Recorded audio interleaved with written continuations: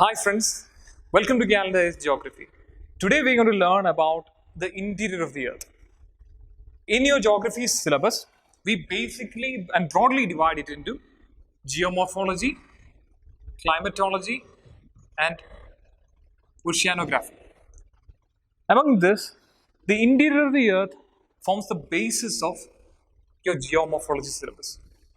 We It is a fundamental in the foundation on which geomorphology is based. So we have to learn in detail about interior of the earth. Now, let's start with where we collect evidences regarding the interior of the earth. There are two sources of evidences when it comes to the interior of the earth. One is direct source, the other one is indirect source. Direct sources, the name suggests, we get physical evidences of the interior of the earth. For example, these includes mines, deep sea wells, and volcanoes. Think about what happens in these situations. In mines, we are digging deep into the crustal region of the earth. So we are in direct contact with the materials that compose the interior of the earth. Similarly, in deep sea well drilling also, we are going deeper into the Earth's surface. Now, in volcanism, volcano is pushing out what it's hold in the interior, and it is spewing out onto the surface. So we can study what exists in the interior of the Earth. So, in the mines, in the deep sea drilling, and in the volcanic activity, what we are getting is the direct evidence, direct physical evidence of what composes the interior of the earth. Now let's consider what an indirect source is. These sources includes meteors, earthquake waves, and gravitational anomalies.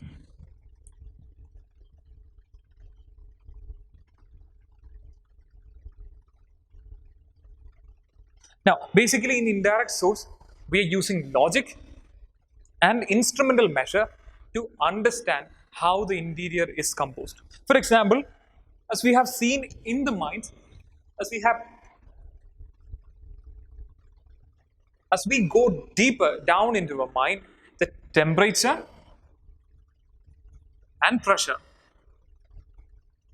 both is going up.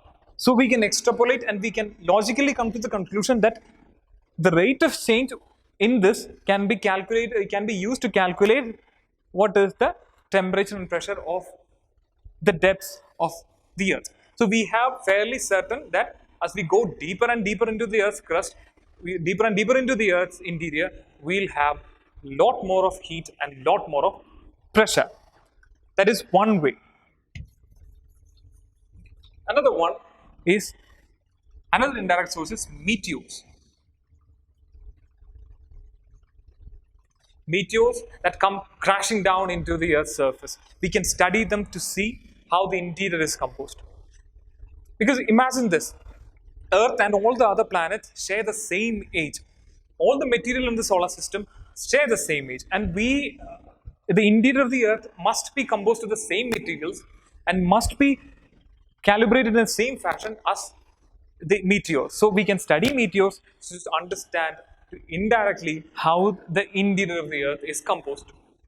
Now, the next indirect evidence is gravitation, or rather the change in gravitation.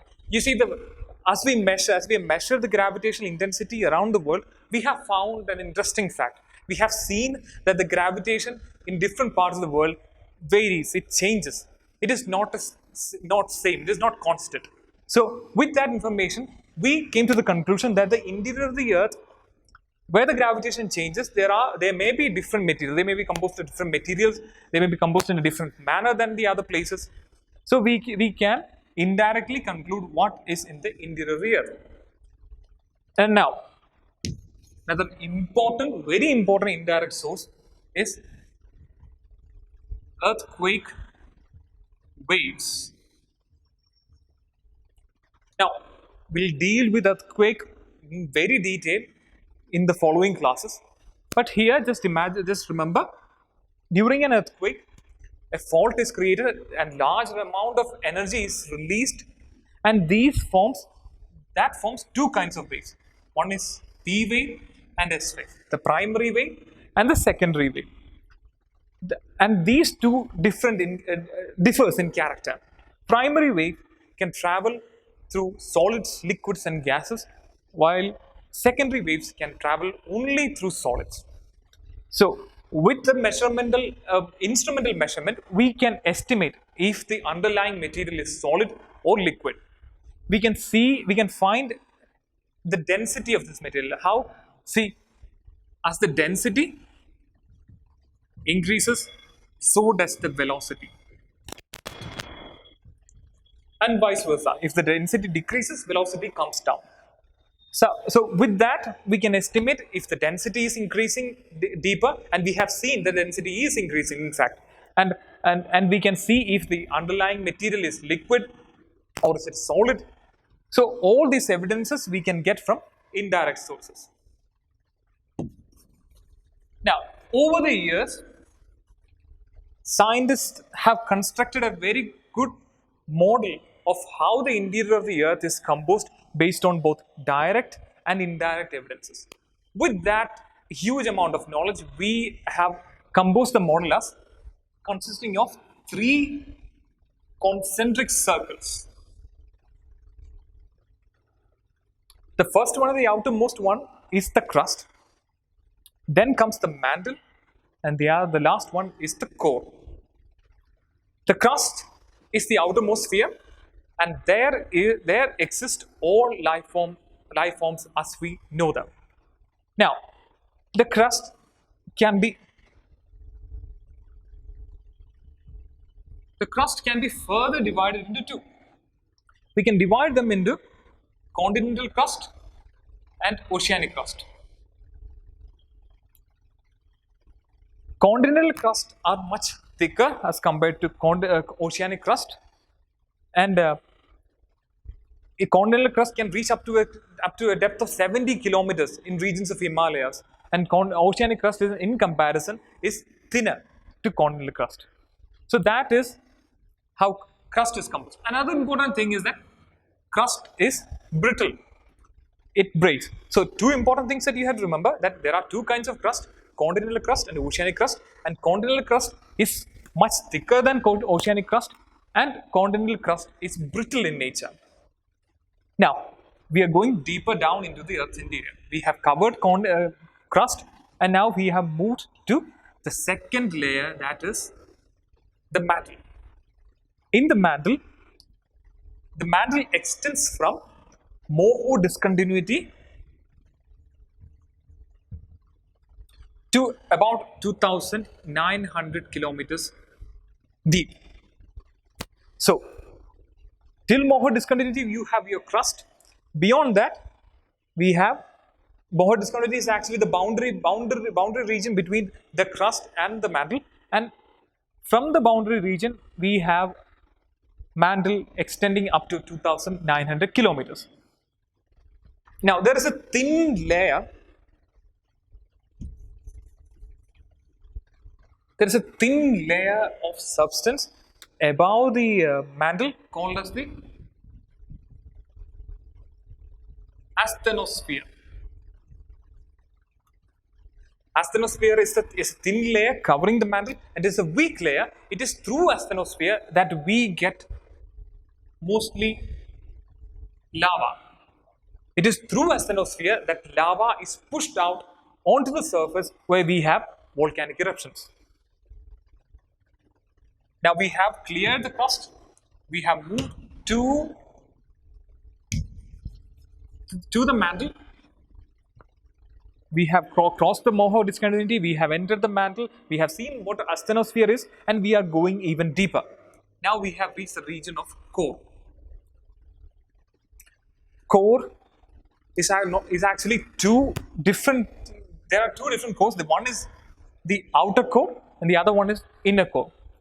The outer core is liquid in nature, liquid in state, and the inner core is solid.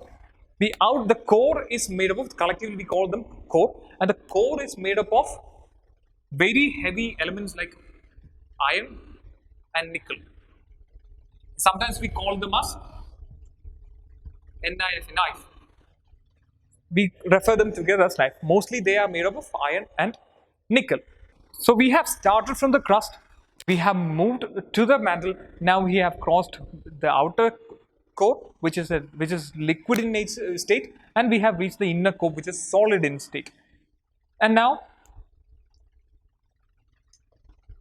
the outer core, sorry, not the outer core, the crust and the upper part of the mantle. Let me drop this.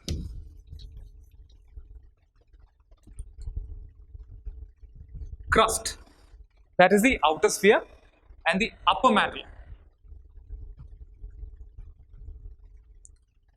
Mantle is the second layer, and the upper mantle. Crust plus the upper mantle will give you your lithosphere. So lithosphere consists of both the crust and the upper mantle. So that's all about interior, and we'll in detail go through all of them again during when we learn volcanism.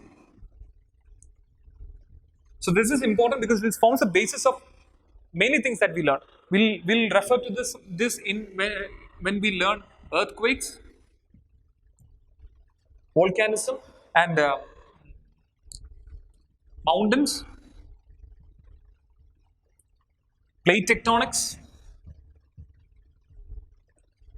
Basically, what I'm trying to say is that this is a fundamental aspect that you have to learn, because it is spread out in all the other topics. So you have to understand how the earth, the interior is composed, so we can better learn and understand the following chapters. That's all about the interior of the earth. Thanks for listening.